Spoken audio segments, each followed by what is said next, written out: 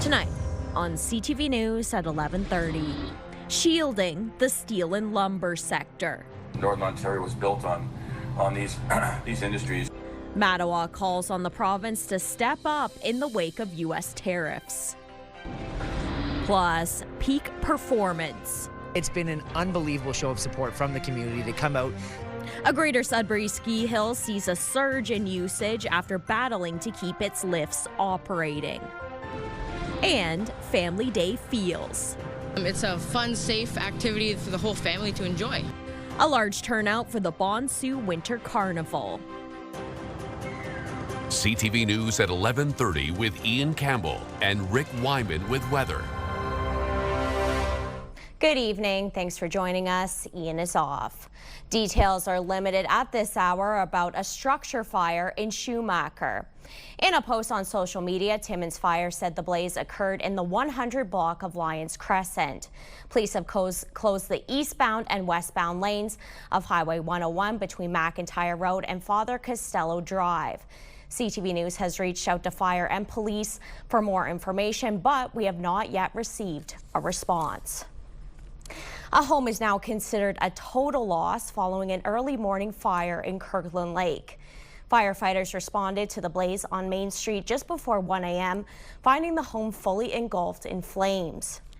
Officials say the fire spread and caused damage to 2 neighboring properties. 2 people were taken to hospital for smoke inhalation.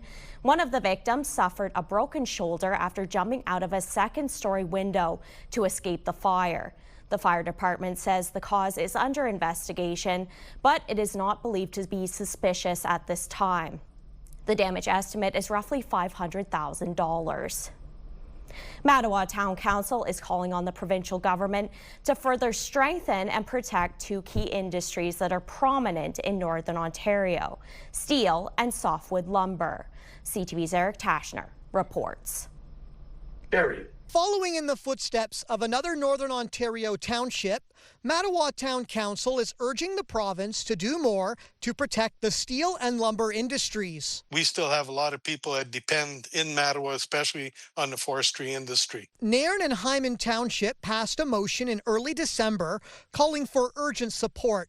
Municipalities across the north are facing uncertain economic challenges, including the shutdown of Mattawa's Tembec sawmill and Domtar, a pulp and paper mill in Espanola. That really set us back quite a few paces. Northern Ontario was built on these these industries, and I guess I can understand the frustration. The town will send a notice of support to all levels of government, the Minister of Natural Resources, the Minister of Northern Development, and all Ontario municipalities.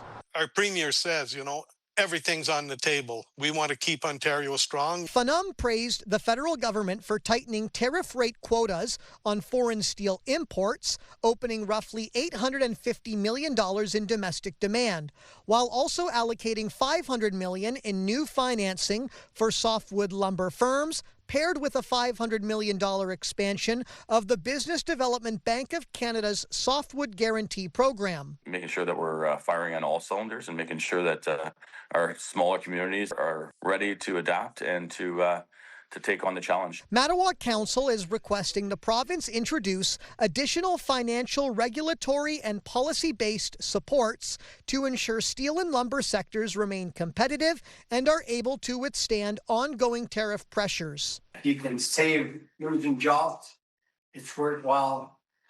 Give a little to make a little. According to the province, most steel made in Canada comes from Ontario, directly employing over 17,000 people. Forestry provides around 128,000 jobs, including many in rural and northern communities. Eric Tashner, CTV News, North Bay. A 36-year-old snowmobiler from Chiging has died following a fatal crash over the weekend. OPP were called to a trail near Greenbush Road in northeastern Manitoulin and the Islands around 1:30 Saturday morning. Investigators say the driver was pronounced dead at the scene. The case is now in the hands of the coroner. 2 teens have been arrested after being spotted tampering with snowmobiles in Timiskaming Shores. Police were called to a residential parking lot on Georgina Avenue just before midnight Saturday, where the teens had been seen.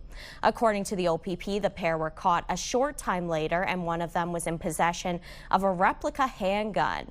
A 16- and 18-year-old have been charged with theft. The 18-year-old also faces weapons charges. A big infrastructure project in the city of Timiskaming Shores is getting some big help from the province. City officials have revealed they were successful in getting funding from the province for upgrades to the sewage plant in New Liskeard. The plant is 18 years old. It's roughly a $7.7 million project, and Ontario came through with $4.9 million. The city's mayor says they were still waiting to hear back from the federal government to see if it plans to help with the rest of the funding. And with this upgrade, not only does it really improve the system, but it also improves the capacity at the lagoon site. So where we're seeing a little bit of growth in some new housing and everything, this will certainly help us in a couple of different areas. Work is expected to start sometime in the spring, and it will likely take about 2 years to finish. This is the first season since the city of Greater Sudbury decided to keep open the lively ski hill. Those who helped save it report usage this winter shows their efforts were worthwhile. CTV's Angela Gemmell reports. Dozens wait in line to take the pommel lift up to the top of the lively ski hill. The facility is buzzing with more than 160 skiers and snowboarders this family day. It's not just Lively that's here, it's people from all over Sudbury coming to experience these things. It's been an unbelievable show of support from the community to come out. Sudbury's a beautiful spot in the winter. We want to use the outdoors as best as we can. Last year, the city had been considering closing the hill due to low numbers, but a volunteer committee stepped up to help increase usage, and it was saved. They've added a terrain section with jumps and rails and affordable user fees. But it's the size that's most appealing for many families, introducing young children to skiing and snowboarding. I think it's a little bit easier for my little brother because he's just starting to ski. I find it's really fun and I want to do it again. Yeah? I want to do it again too. This family has been coming since they moved from BC 7 years ago. It's super affordable, and the city's done an awesome job along with all the volunteers, just like turning this place around. It's awesome. We ski here more than we ski anywhere else, just because it's our favorite place to ski. It's got that perfect blend of small but yet still challenging. Whether you're hitting our jumps and our rails, because we've got a really good beginner jumps and rail program here as well this year, or just really getting a few runs under your belt before you get onto some of those bigger hills. Kurt says there's been an unbelievable show of support from the community to embrace the hill. He adds next year, the committee wants to fundraise towards upgrades for the chalet facility. Each time it's open, the lively ski hill sees an average of 150 users and is expected to be open until the end of March break.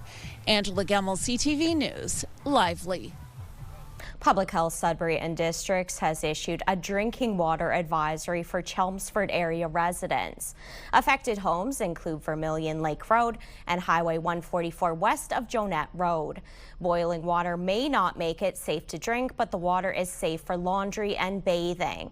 The advisory comes after a water main break Saturday in the area, which may have compromised the drinking water. The Sudbury Women's Center is seeing a group of women interested in learning more from trailblazers across male-dominated industries. It's all a part of a workshop series aimed at advancing workplace equity and inclusion. CTV's Lindsay Alick reports. These are the faces of the women who will be featured in the Breaking Down Barriers workshop series put on by the Sudbury Women's Center. This project is to help support women in male-populated industries, help kind of break those barriers and support them in navigating those barriers, while also helping the organizations build more inclusive workplaces. Funded by the Women and Gender Equity Grant, Sudbury Women's Centre will provide training in Sudbury, Manitoulin, North Bay, Timmins, Thunder Bay, and Sault Ste. Marie. This really strongly aligns with what I advocate for. So I help women who don't have access to traditional resources and business and education credentials really look at how they can overcome barriers. So to have this accessible in Sudbury, and I was hearing from Samantha, this is also a program across Northern Ontario, I think it's going to be hugely beneficial. Lorelei Ratushniak is the first speaker in the series. She's the founder of a management consulting firm, a director of mining relations, and Miss Regional Canada. When we feel like we don't have enough resources, or we don't have the right credentials, or we're not seeing in our external world what we need to be successful, we can talk ourselves out of things. So I think there's a lot of real barriers I want to explore internally and have women understand, what does it really mean to change? What are some of those maybe beliefs that don't serve us, that we unconsciously are carrying with us,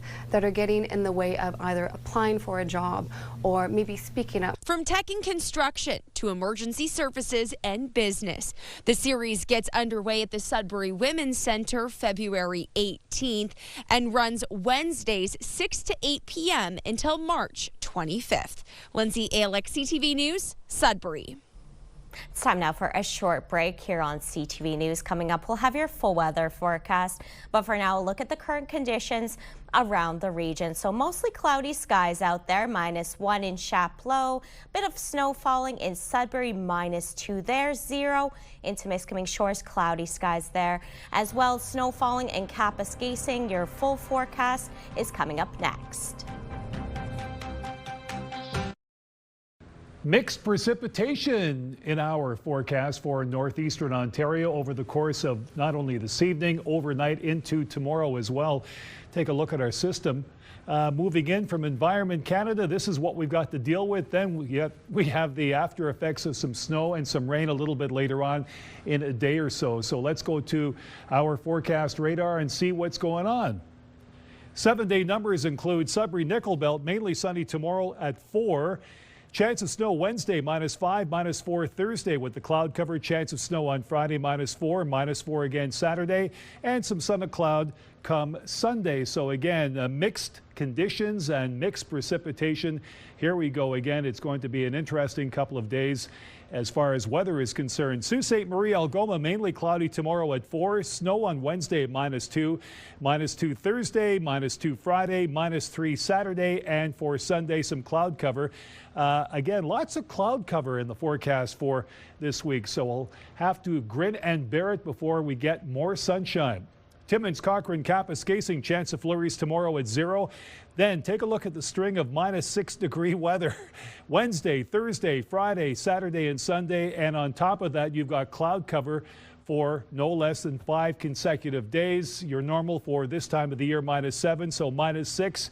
You're so close behind. Interesting forecast for the area.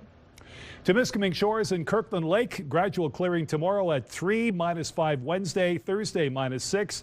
Chance of snow Friday -6, -4 Saturday, and -6 again Sunday. But lots of cloud cover in the forecast over the course of the next couple of days, only to be interrupted by some snow. And of course, we all know what that means. We have suffered enough this past winter with lots of snow, especially on rooftops. And in North Bay, West Nipissing, clearing for tomorrow at 4, -4 on Wednesday, chance of snow. Thursday, cloud cover -4. Friday, chance of snow -4. Saturday and Sunday, cloud cover both days and -4. So all apologies to sledders who like lots of snow, but some people don't like it as much. But the sledders are having a blast this year with all kinds of precipitation. They want to keep the snow right where it is. Amanda, back to you on the desk. Thanks for that, Rick. Today's Family Day game for the Sudbury Wolves was all about celebrating a legend and his storied career. CTV's Madison Merrier has more with Joe Bowen at the Sudbury Arena. A special visit from the Sudbury born and raised Joe Bowen after announcing his retirement as the voice of the Toronto Maple Leafs. Well, I'm coming home is what it is. It's a very special day. The Wolves have asked me to come up for a Holy Mackinac Day. We're going to raise some money, which is great for charity. They're selling T-shirts and the like. and they're going to have a pregame ceremony for me at Center Ice, which will be a lot of fun. This is home, and it always will be. Bowen began his career announcing the Sudbury Wolves games before heading out to the Leafs in 1982. It is full circle. It really is. I mean, we had some wonderful teams here when I first started broadcasting back in the 1970s. Whoa, that's a long time ago.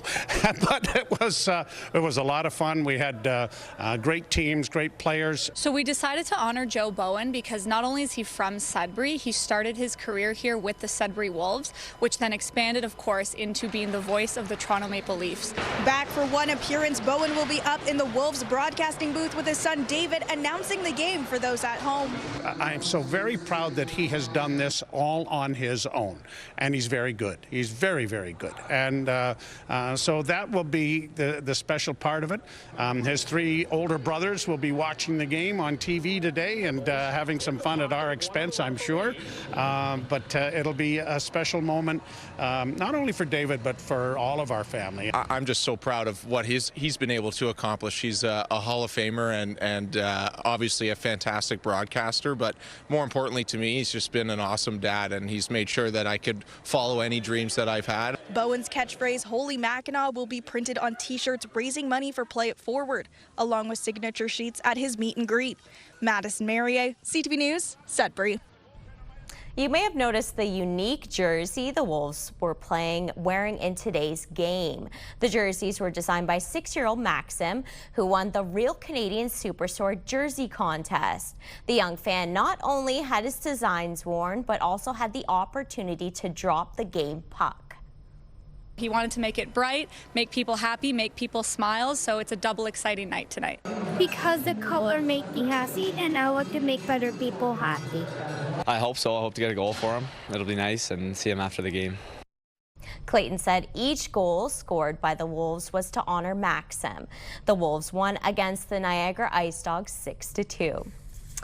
Olympic news now. Megan Oldham from Parry Sound is today's Canadian hero, snatching a gold medal out of big air. Oldham finished nearly 2 points ahead of her closest competition to take the top spot on the podium.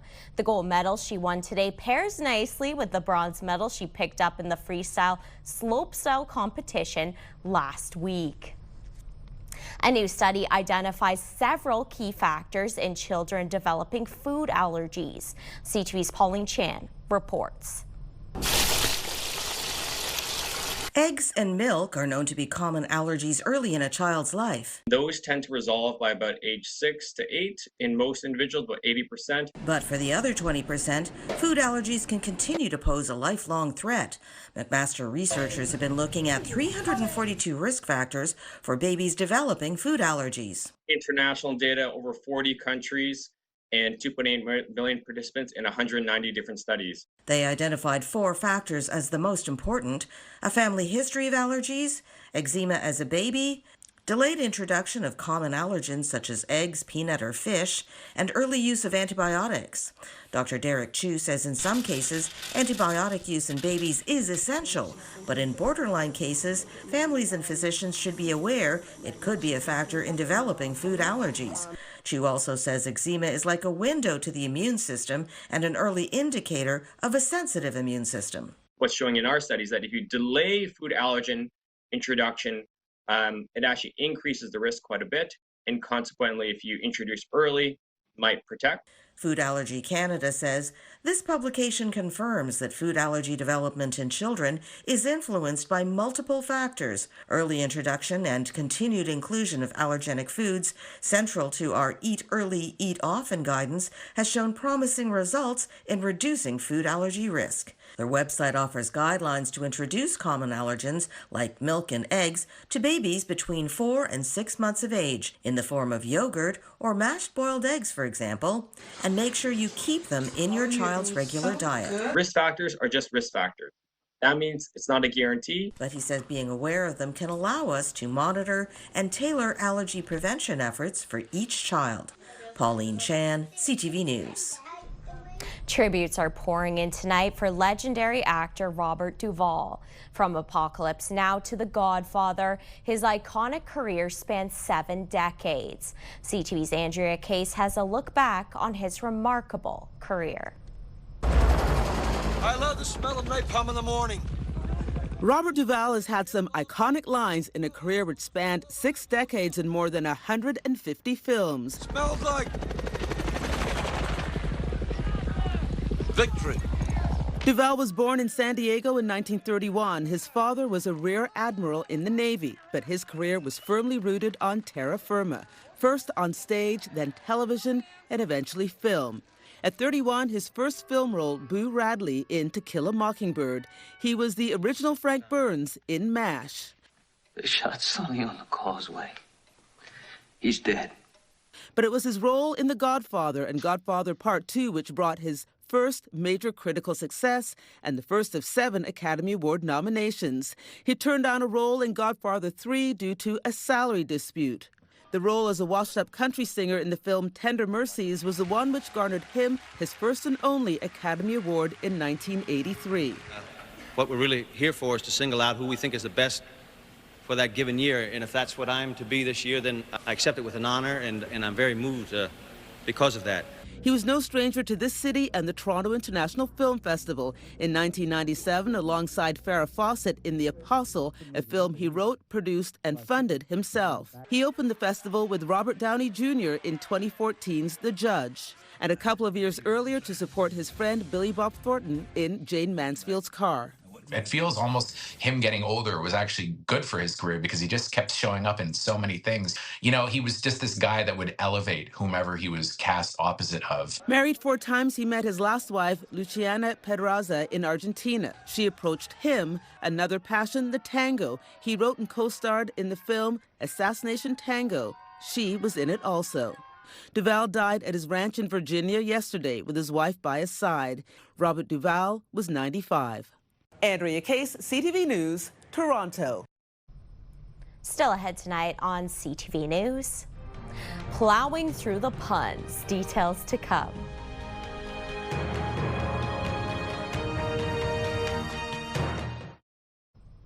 Gloomy weather in the Soo didn't discourage young locals from enjoying the variety of Bonsu activities.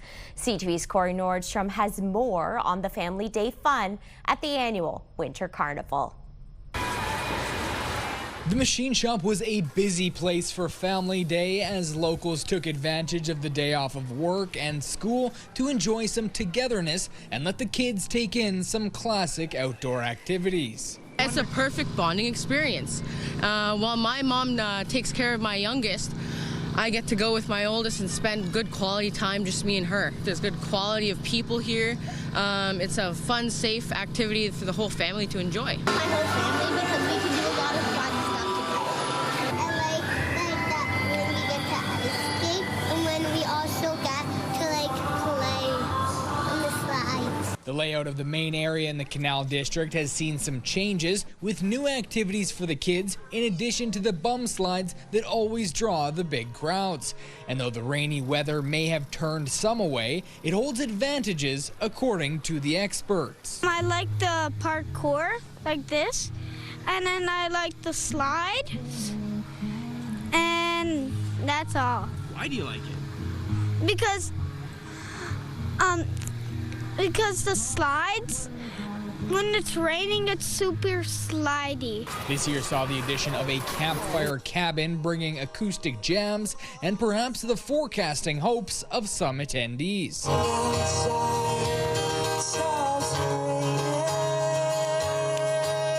Mother Nature's cooperation has not been common in recent years at the Winter Carnival, meaning an increase of indoor activities all week long.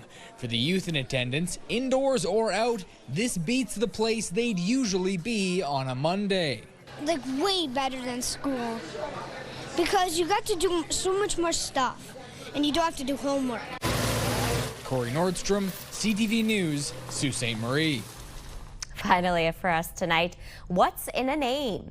We are soon about to find out what residents in West Nipissing think. They're in the midst of voting on new fun names for their Zambonis and plows. And they got really creative in some of the choices they're voting on. Names like Putin It in Reverse and Sled Zeppelin. Voting is now open on the municipality's website. It's the idea of Councillor Chris Rivard, who tells CTV News he's hopeful it will provide a smile to many in the community. I was really happy with how much participation we got. I see there must be quite a few dozen names there, a lot of options, and now we're just in the voting stage, and I hope people participate again and we make sure that we get the ones that best represent West Nipissing. Some of the names up for grabs are in both French and English to honor the community's bilingual roots. And the estimated cost to apply these names, roughly $1,400. I love the creativity. And that takes us to the end of our newscast this Monday night. Thanks for watching. Good night.